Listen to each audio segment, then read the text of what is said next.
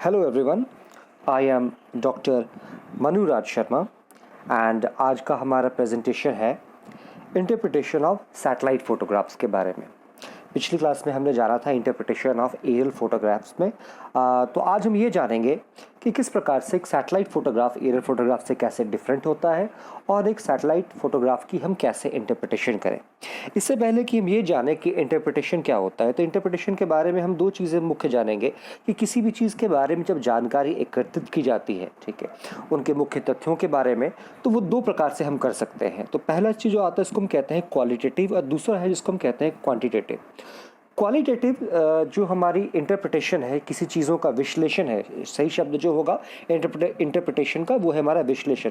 तो क्वालिटेटिव जब हम विश्लेषण करते हैं तब चीज़ों को हम समग्र रूप में या ओवरव्यू में इसको हम देखते हैं और उसमें हम क्या क्वालिटी के बारे में ज़्यादा एसेस करते हैं, ठीक है। मतलब कि हमारा एक पर्सनल उसके अंदर में बायसनेस शो होती है या पर्सनल जजमेंट है, वो हमारी किसी चीज़ को बारे में आइडेंटिफाई करती है या पर्सनल जजमेंट से हम किसी चीज़ को आइडेंटिफाई करते हैं। तो वो जो जजमेंट है वो एक क्वालिटी पे होगी, मतलब गुणों के पे आधारित होगी, ना कि वो आंकड़ों के ऊपर में वो आधारित होगी।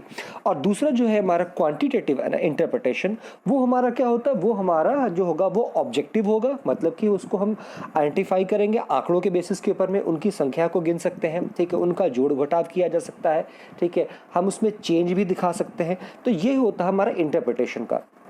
तो एक एरियल फोटोग्राफ की भांति सैटेलाइट इमेज का भी हम दो प्रकार का इंटरप्रिटेशन कर सकते हैं, क्वालिटेटिव और क्वांटिटेटिव। क्वालिटेटिव जो होगा वो हमारा सब्जेक्टिव होगा एंड क्वांटिटेटिव जो है वो हमारा ऑब्जेक्टिव होगा। जैसा कि हमने एरियल फोटोग्राफ में भी देखा था, ठीक है, कि किसी भी एक इमेज को इंटरप्रेट करने के लिए हमारे पास में 7-8 मुख्य एलिमेंट होते हैं, जैसा कि tone, colour, shape, size, texture, pattern, shadow, site and association. इनके माध्यम से हम किसी भी एक एरियल फोटोग्राफ के अंदर में मौजूद जितने भी एलिमेंट्स हैं उनको हम देख के समझ सकते हैं और उनके बारे में जानकारी एकत्रित कर सकते हैं। हम जैसे ही जानेंगे कि एक सैटेलाइट इमेज के अंदर में भी क्या ये सभी संभावनाएं मौजूद हैं। जी हाँ, बिल्कुल। हम किसी भी सैटेलाइट इमेज के अंदर में, ठीक है, सैटेलाइट इमेज का हो गया कि जो पृथ्वी के सतह से बहुत ऊंचाई पे, ठीक है, लगभग जो है वो हम कहें तो 36,000 फीट की ऊंचाई पे, वहाँ पे जाके हम देखें तो आप किसी भी इमेज जो फोटो खींची जाती है सैटेलाइट के माध्यम से या उपक्रम के माध्यम से, ठीक है, तो वो जो फोटोग्राफ खींची जाएगी तो उसके अंदर में भी वही बेसिक एलिमेंट हमें देखने को मिलेंगे जिससे हम उसके इमेज का इंटरप्रिटेशन करेंगे। जैसे कि इमेज के अंदर में दिखने वाला शेप क्या है, साइज क्या है, टोन, साइड, ठीक है, टेक्सचर, शैडो, एसोसिएशन और पैटर्न, ये लगभग वैसे ही रहेंगे, पर कुछ एक आधी चीज़ों का फर्क होगा जो हमें देखने को मिलता है।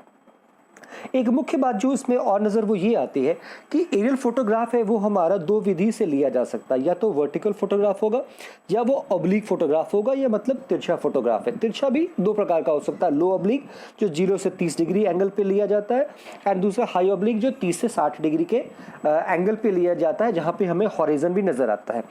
ये स्थिति बिल्कुल डिफरेंट है सैटेलाइट इमेज के अंदर में। सैटेलाइट इमेजेस के अंदर में सभी के सभी फोटोग्राफ जो होते हैं वो वर्टिकली फोटोग्राफ लिए जाते हैं, वो एंगल में थोड़े से कम लिए जाते हैं। हालांकि हम एंगल फोटोग्राफ भी लेते हैं या ऑब्लिक फोटोग्राफ भी ले रहे होते हैं, बट वो पर्पसली होता है, ठीक है। जैसे कि आपदा की स्थिति के अंदर में जब सैटेलाइट का पास हो रहा है, कोई आपदा घटित हुई है, तो उस स्थिति के अंदर में हम साइड लुकिंग फोटोग्राफ भी हम या ऑब्लिक फोटोग्राफ भी हम सैटेलाइट इमेज को हम ले रहे होते हैं। तो आम देखें तो एक जो सैटेलाइट फोटोग्राफ है, अगर वायु से आकाश इसको खींचा जाए तो अलग अलग स्थानों की फोटोग्राफ कुछ हमें यूं इस प्रकार नजर आती है, जैसा कि आप इस स्लाइड में देख सकते हैं। आपको एयरपोर्ट दिख रहा है, उसमें बैरन लैंड है, parking areas, pond, river, residential areas, port, ये अलग अलग चित्र हैं जो आपको सैटेलाइट इमेजग्राफ से आप इनकी सैटेलाइट के माध्यम से आप इनकी तस्वीरें खींच सकते हैं। तो इससे पहले कि हम शुरू करें कि इमेज का इंटरप्रिटेशन क्या होता है, तो इसके हम जानेंगे बेसिक प्रिंसिपल क्या है या मुख्य सिद्धांत क्या है। तो पहली चीज़ ये चीज़ है कि इमेज है क्या। तो image is a pictorial representation of A pattern of landscape. Landscape में जो चीज़ें हमें दिख रही हैं उसका एक क्या है, ये पिक्चर के रूप में ये रिप्रेजेंटेशन किया जा रहा है, ठीक है। और ये क्या शो करेगा, ये साथ में शो करेगा कि जितनी भी चीज़ें या सरफेस के ऊपर में हमें दिख रही हैं उनका पैटर्न क्या है, ठीक है, और उनका क्या फिजिकल, बायोलॉजिकल या कल्चर रिलेशनशिप क्या चीज़ों का है, ठीक है। अगर आप वृक्षों के जंगल में देख रहे हैं तो वृक्षों वहाँ पे जंगल में आपको अन्य प्रकार के वृक्ष दिखेंगे, नदियाँ दिखेंगी, तो वहाँ पे हमें वो physical relationship, similarly biological relationship भी देखा जा सकता है। फॉरेस्ट के अंदर में, इकोसिस्टम्स के अंदर में एक इकोसिस्टम का दूसरे इकोसिस्टम से, एंड सिमिलरली कल्चरल लैंडस्केप भी देखने को मिल सकता है, खासकर अर्बन एरियाज के अंदर में। दूसरी चीज़ एक और भी जो हम आगे भी देखेंगे इसके अंदर में कि सिमिलर ऑब्जेक्ट्स हैं वो अगर मतलब एक जैसी वस्तु है तो वो एक जैसी स्थितियों में उनका रिफ्लेक्टेंस एक जैसा ही देखने को मिलता है। अगर कल्पना कीजिए कि जलोढ़ मिट्टी और जो हम कह रहे हैं कि नदी के किनारे जो आपकी रेत होती है वो लगभग उनका रिफ्लेक्टेंस सेम दिखता है हमें, ठीक है। बट हालांकि क्या है, वो दोनों एक जैसी अगर दिखें दोनों, ठीक है, या दोनों का स्वभाव भी अगर एक जैसा हमें प्रतीत होना शुरू हो जाए तो उनकी रिफ्लेक्टेंस भी सेम होती है। बट ये काफ़ी कुछ इंटरप्रेटर पर डिपेंड करता है कि वो उन चीज़ों में कैसे फ़र्क करता है। और दूसरी चीज़ ये भी है कि जलोढ़ मिट्टी भी अलग अलग क्षेत्रों के अंदर में, ठीक है, आपको रिफ्लेक्टेंस ऑलमोस्ट एक जैसे ही देखने को देती है, ठीक है। तो ये चीज़ें हमें पहले से ही आइडेंटिफाई करनी पड़ती है, या एक इंटरप्रेटर का रोल है कि वो इन चीज़ों को कैसे समझ रहा होता है। उसके बाद हमारे आती है systematic examination of photos and supporting material. हम किसी फोटोज़ को कैसे उसको एग्जामिन कर रहे हैं, हम उसके ऊपर में क्या कुछ करेक्शन भी कर रहे हैं। जैसे कि बहुत सारी इमेजेस के ऊपर में हम क्लाउड्स का फिल्टर लगाते हैं उनको हटाने के लिए, ठीक है, एटमॉस्फेरिक करेक्शन कर रहे होते हैं, ठीक है, क्या इनकी भी आवश्यकता है, तो इसके बारे में थोड़ा जानेंगे, ठीक है। एंड इंटरप्रिटेशन जो वो कम्प्लीटली वो क्या फिजिकल नेचर है ऑब्जेक्ट के बारे में, क्योंकि जो किसी भी चीज़ के बारे में फिजिकली आप जो है ऑब्जेक्ट हमें दिख रहा है इमेज के ऊपर में, तो उसका वही हम आइडेंटिफाई करेंगे कि मैक्सिमम चीज़ें, जैसे कि उसका रिफ्लेक्टेंस कितनी है, ठीक है, या उसका साइज कैसा हो सकता है, हम इन चीज़ों के बारे में ही जानकारी एकत्रित कर सकते हैं। इसके अलावा सैटेलाइट फोटो के माध्यम से और किसी चीज़ के बारे में जानकारी एकत्रित करना थोड़ा सा डिफिकल्ट होता है। कुछ एक चीज़ें लोग जैसे कहते हैं कि NDVI दैट इज़ कि किसी क्षेत्र के अंदर वेजिटेशन इंडेक्स कितना है, तो ये भी एक फिजिकल पैरामीटर ही है। या किसी क्षेत्र के अंदर में पानी का या वाटर की उपस्थिति कितनी है, तो NDWI कैलकुलेट भी करेंगे, तो वो भी हमारा एक फिजिकल पैरामीटर है, वो हमारे केमिकल या बायोलॉजिकल या केमिकल पैरामीटर हमारा नहीं है। और लास्टली जो चीज़ डिपेंड करती है कि इन्फॉर्मेशन एक्सट्रैक्ट कर रहे हैं, वो काफ़ी कुछ डिपेंड करता है कि आपकी उस क्षेत्र के बारे में नॉलेज कैसी है, आपका स्किल कैसा है, या आपका तजुर्बा कितना है एज एनालिस्ट के तौर पे, और कौन कौन से आप मेथड्स और इक्विपमेंट्स का प्रयोग कर रहे हैं। तो इंटरप्रेट करने से पहले कुछ चीज़ों का आपको जानकारी, जैसे कि कुछ जो चीज़ें ज़रूरी हैं वो ये चीज़ है कि आपको एक अच्छा ट्रेनिंग और एक्सपीरियंस होना चाहिए सैटेलाइट इमेज की फोटोग्राफ को इंटरप्रेट करने से पहले। आपको जो ऑब्जेक्ट आप देख रहे हैं उसके बारे में, नेचर के बारे में आपको पता होना चाहिए। अगर आप माउंटेन्स देख रहे हैं तो थोड़ा बहुत आपको माउंटेन्स के बारे में भी जानकारी होनी चाहिए कि हैंगिंग क्लिफ क्या हो सकता है, या माउंटेन्स के स्लोप किस ढंग से दिखते हैं, या माउंटेन्स से रिलेटेड कौन कौन से फीचर्स आपको देखने को मिल सकते हैं। थर्ड चीज़ होता है कि क्वालिटी ऑफ फोटोग्राफ कैसी फोटोग्राफ है जिसको आप देखने जा रहे हैं, ठीक है, उसमें कितना डेटा वो रिवील कर रहा है, क्या रेजोल्यूशन है, इन चीज़ों के में डिपेंड करता है। फिर हमारा कि इक्विपमेंट क्या है, मेथड कौन सा इंटरप्रिटेशन का कर रहे हैं। तो इंटरप्रिटेशन का मेथड 2-3 क्लासिफिकेशन भी टाइप से आगे जाके, जैसे सुपरवाइज्ड अनसुपरवाइज्ड क्लासिफिकेशन हम करते हैं और जानते हैं कि किस ढंग से फोटो को कैसे इंटरप्रेट किया जा सकता है, वो अलग मेथड्स हैं। फिर हमारे गाइड्स क्या है, मैनुअल्स क्या क्या अवेलेबल है। और दूसरी चीज़ सबसे महत्वपूर्ण है कि क्या आपको उस क्षेत्र के बारे में पूर्व से पहले जानकारी है कि नहीं है, क्योंकि अक्सर ऐसा होता है कि जो सैटेलाइट की जब हम इमेज की इंटरप्रिटेशन करते हैं तो हमारी इंटरप्रिटेशन कई बार गलत भी हो जाती है। इसलिए हम लोग ग्राउंड ट्रूथिंग करते हैं कि जो चीज़ों के बारे में थोड़ा सा संशय होता है तो उन चीज़ों को जाके हम ग्राउंड पे वेरीफाई करते हैं। तो ये बहुत ज़रूरी है कि जिस सैटेलाइट इमेज को आप थोड़ा सा पहले से आप मतलब डायरेक्टली एनालाइज कर रहे हैं तो उसके बारे में आपको पूर्व में जानकारी हो। तो पूर्व में जानकारी ज़रूरी नहीं कि हर बार आप फील्ड में जाके ही करेक्ट करें, आप उस क्षेत्र का टोपोग्राफी का मैप देख के भी उस क्षेत्र के बारे में जानकारी एकत्रित कर सकते हैं। उसके बाद ये जो हमारा इमेज इंटरप्रिटेशन है, ये ऐसा नहीं है कि रैंडम प्रोसेस है, ये एक सिस्टमैटिक प्रोसेस है जिसके अंदर में ये बाकायदा स्टेप्स को फॉलो किया जाता है। सबसे पहला जिसमें कि डिटेक्शन, हम एलिमेंट्स को डिटेक्ट करते हैं कि कौन कौन से कितने प्रकार के ऑब्जेक्ट आपको इमेज में देखने को मिल रहे हैं। फिर हम क्या करते हैं, उन ऑब्जेक्ट्स को रिकॉग्नाइज करने की कोशिश करते हैं कि वो वस्तु है कौन सी, ठीक है। फिर उसके बाद हमारा एनालिसिस होता है। एनालिसिस कई प्रकार का हो सकता है, उनका साइज़ क्या है, उनका एरिया क्या है, उनकी रिफ्लेक्टेंस क्या चीज़ है। उसके बाद हम चीज़ों को डिड्यूस करते हैं, ठीक है। जैसे कि अगर आपको वृक्ष ही दिख रहे हैं या आपको किसी क्षेत्र में हरियाली दिख रही हो तो फिर हरियाली को भी कैटेगराइज करेंगे कि वो ओपन फील्ड की हरियाली है, ग्रासलैंड है या फॉरेस्ट है। फिर सिमिलरली उसके साथ रिलेटेड क्लासिफिकेशन, उसको अलग अलग ग्रुप में बांटते हैं। हम चीज़ों को फिर आइडियलाइज भी करते हैं कि अच्छा जो चीज़ें हैं जैसे कि कई क्षेत्र हैं जो आपको मिसैलेनियस होगा तो उनको भी हम किसी अन्य रीजन के साथ में क्लब भी करते हैं। एंड फाइनली फिर जो कन्वर्जेंस ऑफ एविडेंस के जो जितने भी तथ्य आपको मिल रहे हैं उनके साथ में जोड़ के फिर हम जानकारी को एक जगह पे एकत्रित करते हैं और इमेज का इस प्रकार से इंटरप्रिटेशन होता है। एक सैटेलाइट इमेज के अंदर में मुख्यतः जनरली जो है आपको 4 प्रकार के सेंसर मिलते हैं। सेंसर वो चीज़ है जो किसी चीज़ को सेंस कर सकता है, ठीक है। हमारे जैसे कि मानव शरीर के अंदर में 5 सेंसेस आपको मिलते हैं, आँख, नाक, कान, मुंह और जिह्वा, ठीक है, जो सेंस कर रही होती है अलग अलग पैरामीटर्स को, ठीक है। रोशनी को देख रही है, स्मेल को है, हम टच, इन चीज़ों को या हीट को सेंस कर पा रहे हैं। वैसे ही हमारे एक सैटेलाइट जो फोटोग्राफ खींचा जा रहा है तो उसके अंदर में भी 4 सेंसर होते हैं जो किसी भी रियलिटी को या सच्चाई को 4 माध्यम में कलेक्ट कर सकते हैं। पहला चीज़ वो ब्लैक एंड व्हाइट रूप में फोटोग्राफ जनरेट कर सकता है जिसको हम कहते हैं पैनक्रोमैटिक। दूसरा ब्लैक एंड व्हाइट इंफ्रारेड में भी हो सकता है। और एक होता है इसको बोलते हैं ट्रू कलर या कलर्ड फोटोग्राफ में कहते हैं, जिसमें क्या जिन चीज़ों का वास्तविक रंग है उसको उसी रूप में दिखाते हैं। और लास्ट में जिसको बोलते हैं कलर इंफ्रारेड या फॉल्स कलर कॉम्पोजिट भी कहा जाता है। इसमें क्या करते हैं कि जो वास्तविक में चीज़ें दिख रही है उनके रंगों के साथ थोड़ा सा उनको हम छेड़खानी करते हैं या उनका बदलाव करते हैं ताकि एक जो खास चीज़ें हैं, ठीक है, उसको हम अत्यधिक डिटेल में देख सकते हो।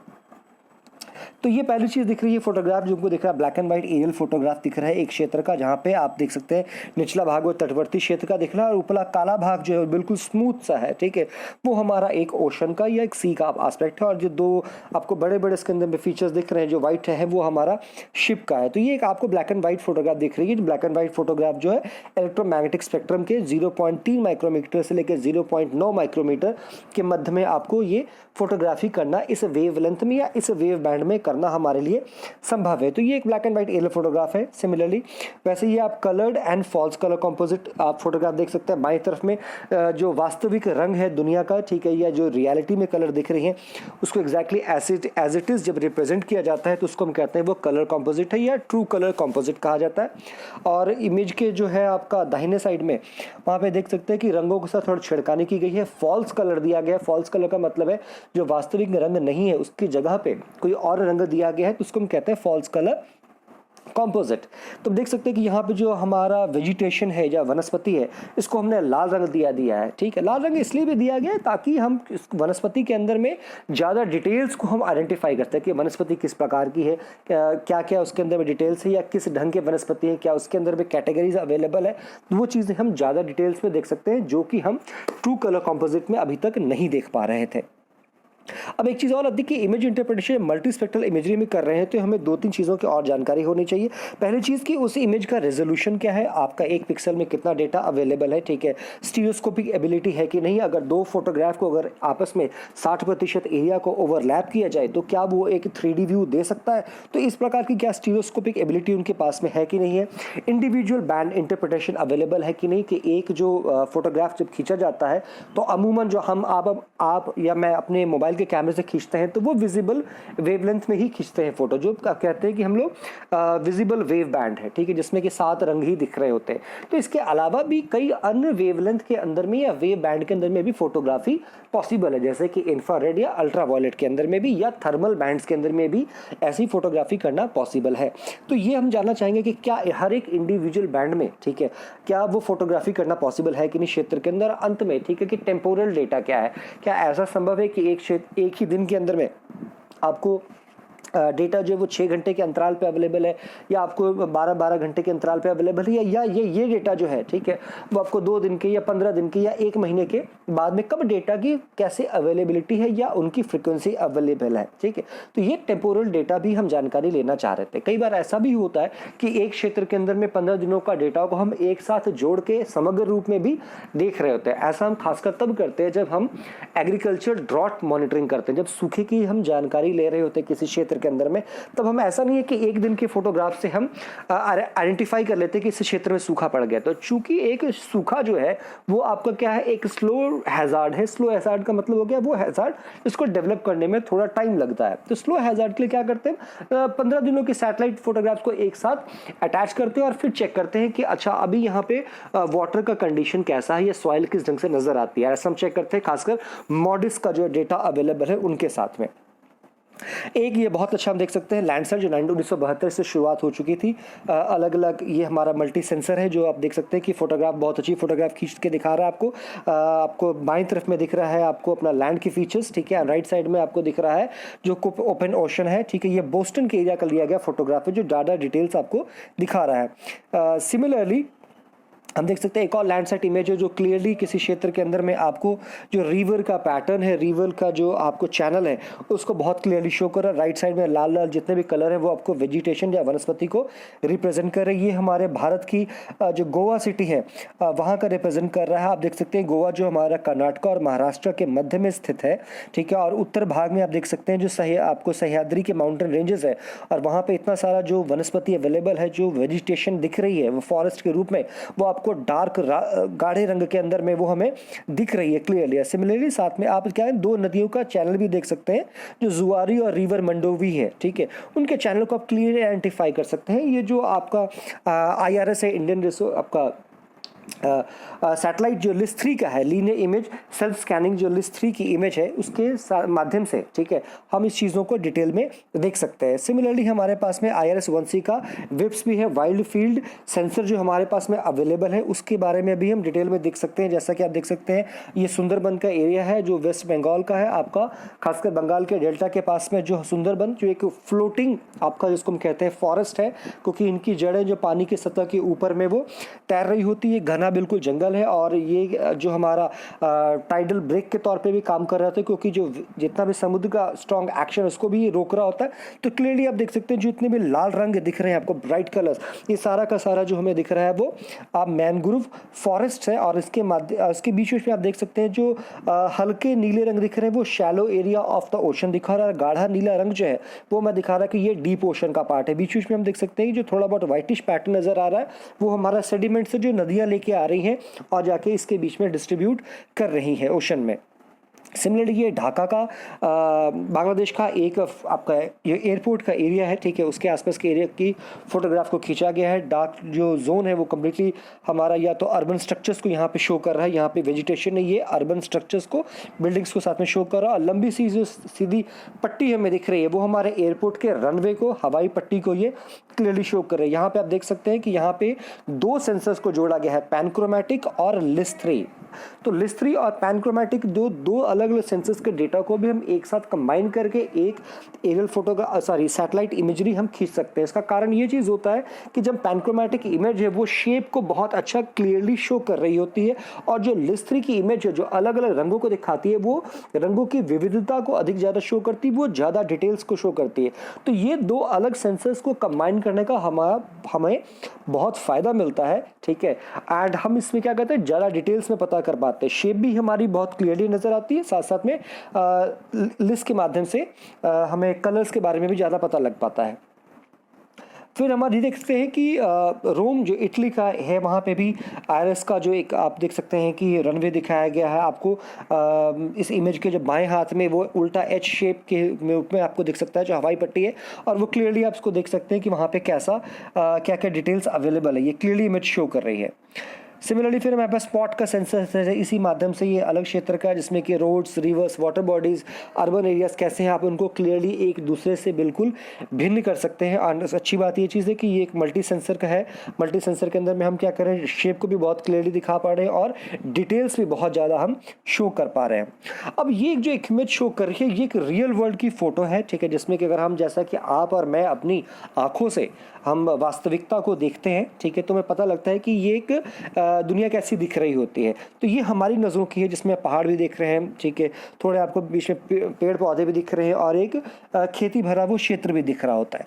ये तो हमारी आंखों की नज़रे से, बट ये कि सैटेलाइट इमेज की जब ऊपर से देखा जाता है, ठीक है, तब चीज़ों में थोड़ा सा फ़र्क होना शुरू हो जाता है, या चीज़ों से कई बार वो हम उसको फ़र्क करें कैसे, ये हमारा मेन पर्पस होता है।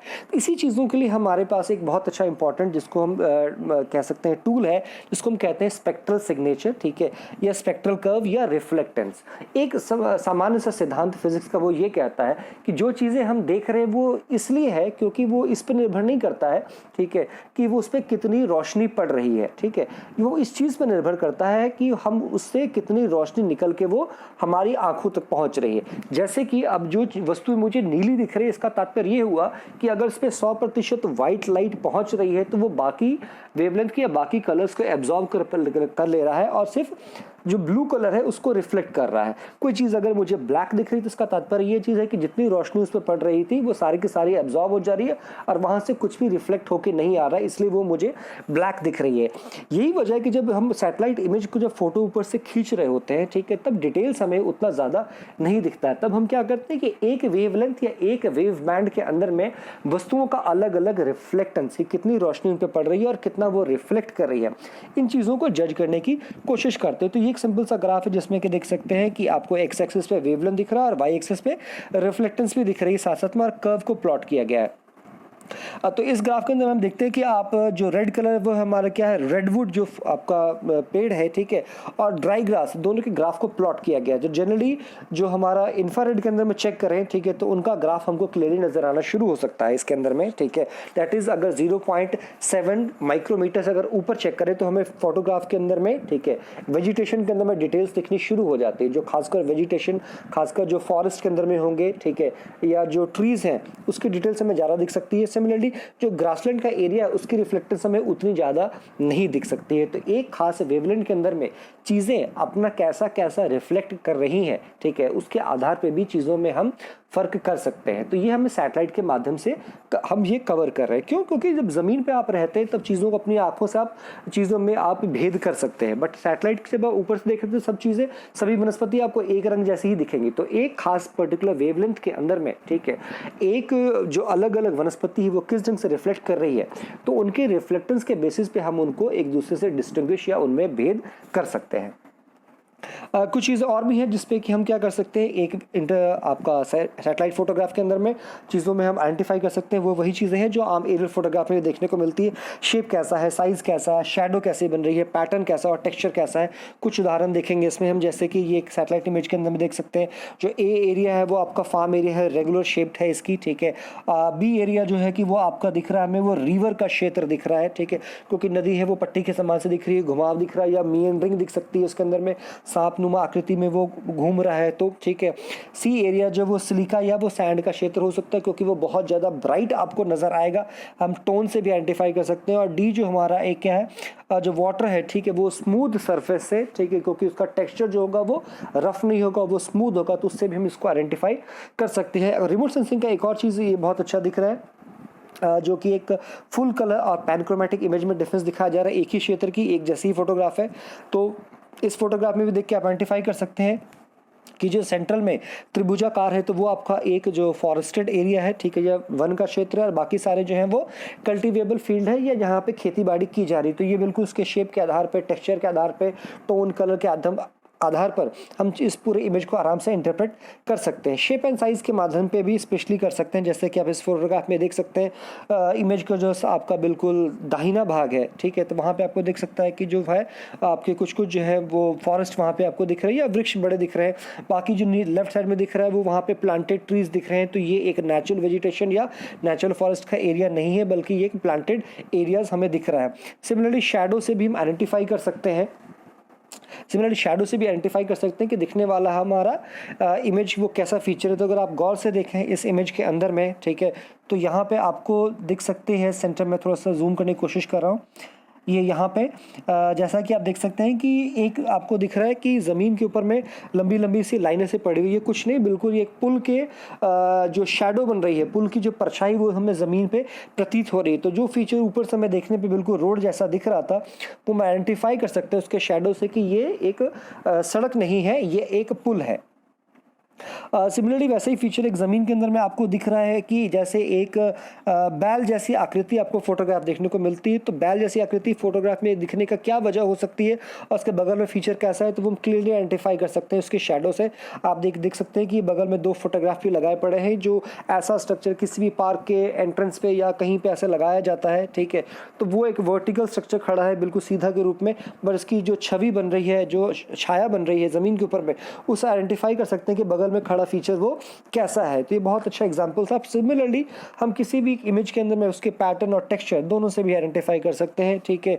ये एक जो हमारा एशर है उसका एक दिया हुआ डायग्राम है जिसमें वो बता रहे हैं कि कैसे पैटर्न से जो वो कोई भी चीज़ को आइडेंटिफाई कर सकते हैं कि पैटर्न जो है वो एक रूपता उनके नज़र आ रही होती है कि अगर वो रेगुलर वे के अंदर में है, रेगुलर दूरी के ऊपर में है तो वो चीज़ें एक जैसी है, और अगर उनका टेक्सचर वो स्मूथ है कि वो रफ है तो उससे भी आइडेंटिफाई कर सकते हैं कि चीज़ें कैसी होंगी।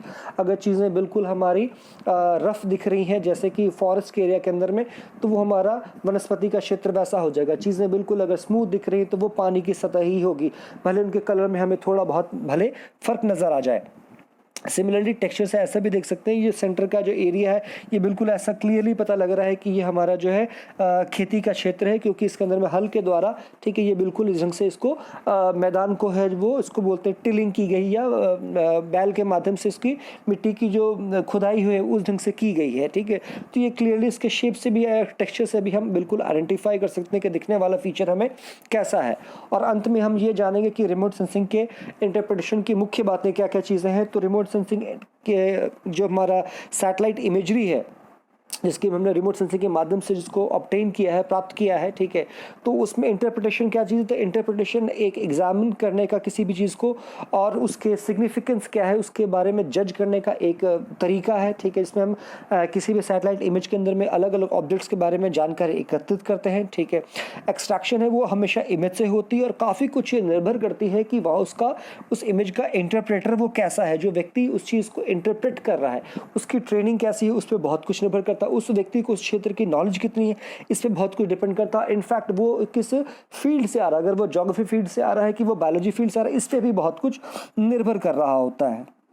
इसके अलावा हमने ये भी जाना कि ये जो फोटोग्राफ की अलग अलग वेवलेंथ या किसी भी जो स्पेक्ट्रम है उसके इलेक्ट्रोमैग्नेटिक स्पेक्ट्रम के अलग अलग वेव बैंड के अंदर में भी हम फोटोग्राफ को खींच सकते हैं। वो आप सिर्फ विजिबल के अंदर में नहीं खींचते हैं, मतलब जो रंग हमें सिर्फ नंगी आंखों से देख सकते हैं उसमें नहीं, उसके अलावा भी हम इंफ्रारेड या अल्ट्रावायलेट किरणों में भी, अब जिसको कहते हैं अवरक्त या पराबैंगनी जो वेव बैंड है उसके अंदर में फोटोग्राफ खींचना पॉसिबल है। और आखिरी में जो है चीज़ें महत्वपूर्ण कि बहुत इसके अंदर में सब्जेक्टिव जजमेंट भी होता है।